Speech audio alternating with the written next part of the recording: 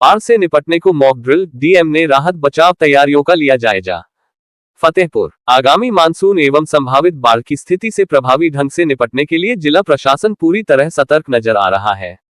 इसी क्रम में जिलाधिकारी ने संबंधित अधिकारियों के साथ मलवा विकासखंड क्षेत्र की ग्राम पंचायत के मजरे बिंदकी फार्म पहुंचकर बाढ़ राहत एवं बचाव कार्यों की तैयारियों का निरीक्षण किया।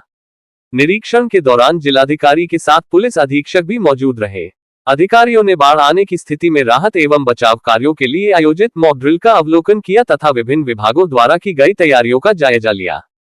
मॉक ड्रिल के माध्यम से नाव संचालन, लोगों को सुरक्षित स्थानों तक पहुंचाने, प्राथमिक उपचार, राहत सामग्री वितरण तथा आपदा के दौरान समन्वय स्थापित करने संबंधी व्यवस्थाओं का प्रदर्शन किया गया।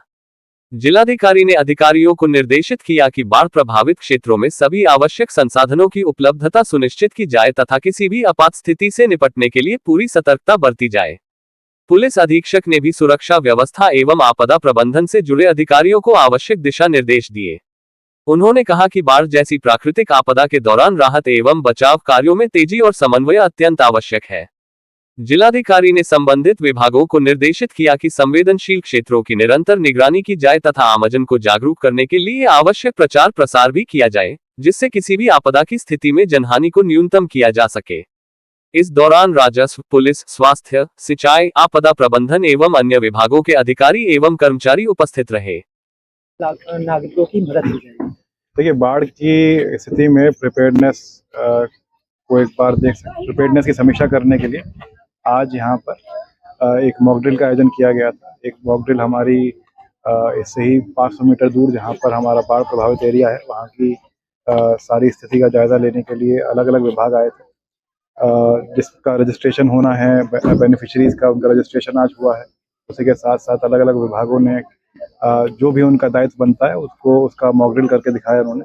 और इस तरह यहाँ पे एक बिल्डिंग डेमोलिशन का मॉक ड्रिल हुआ है, जिसमें अगर तेज आंधी या फिर बाढ़ के कारण अगर बिल्डिंग ध्वस्त होती है तो उसके अंदर अगर लोग फंसे रहते हैं तो कैसे उनको सेफगार्ड किया जाएगा, कैसे उनको अस्पताल लेके जाया करेगा, उसकी पूरी हमने मॉक ड्रिल यहाँ पे करी है। तो हमारा मानना है इस तरह की मॉक ड्रिल अभी होती रहेंगी और जो एक्चुअल सिनेरियो जब होगा बाढ़ का, तो उसमें इस मॉक ड्रिल होने की वजह से काफ़ी अच्छी व्यवस्था और जो हमारा इंटर डिपार्टमेंट कोऑर्डिनेशन है वो काफ़ी अच्छा रहेगा। मूलभूत सुविधाओं के आदान प्रदान और उन पर किस तरह के चर्चा की गई, किस तरह से तैयारी की गई? यहाँ पे जितने भी ग्रामीण लोग थे उन्होंने अपनी कुछ समस्याएं बताई मुझे और डीएम मैडम को। यहाँ पे समस्याएं बताई, उस समस्या को किस तरह से टाइम बाउंड मैनर में कि बाढ़ आने से पहले जितनी भी चीज़ें एड्रेस की जा सकती हैं वो एड्रेस कराने का पूरा प्रयास किया जाएगा।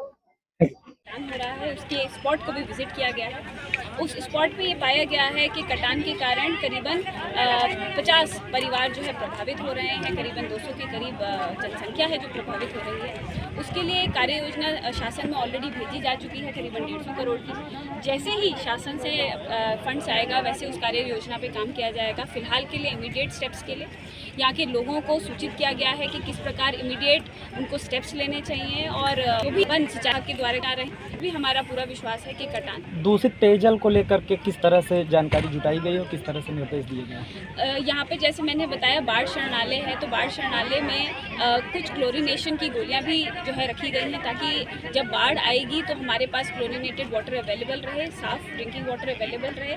और अनेकों दवाई स्वास्थ्य विभाग के माध्यम से रखी जाएंगी जिससे जो लोग हैं उस समय जो भी बीमारी हो उससे बचाया जा सके। आवास के लिए मांग की गई है ग्रामीणों के द्वारा और आवास पट्टा के लिए, और उसको किस तरह से निर्देश दिए गए हैं? ग्रामीणों द्वारा आवास के पट्टों की ज़रूर मांग की गई है। एक बार उसको चेक करा लेंगे। जो भी इस ग्राम पंचायत में अवेलेबल हमारे पास लैंड है और जो भी हमारी प्रायोरिटी सूची है उसके माध्यम से हम इस कार्रवाई को आगे बढ़ाएंगे। खराब सड़कों से आपका गुजरना हुआ, उसको लेकर के और जो अनियमितताएं बरती गई हैं कृषि के क्षति के दौरान जो मुआवजा बटा है, उसको लेकर के आपके द्वारा किस तरह से जांच टीम क्या की?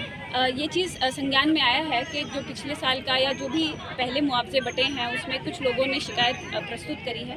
उसके लिए एक टीम गठित करी जा रही है डीडीएजी के स्तर पे और उस टीम का गहनता से एक समीक्षा हो जाएगी कि जो भी मुआवजा इस गांव में पहले आया है उसकी पात्रता किस प्रकार रही है और किस प्रकार मुआवजे की सड़कों को लेकर के किस तरह से विभाग को निर्देशित किया गया? सड़कें हैं, एक बारी विभाग को भेज करके उसका एक बारी सर्वे कर लिया जाएगा और जिस भी विभाग की रोड होगी उसको कार्य योजना। ग्रामीणों की आपसे बहुत अपेक्षा है, ग्रामीण आपकी ओर आशा भरी निगाह से देख रहे हैं और आपसे बेहतर कार्य की उम्मीद है।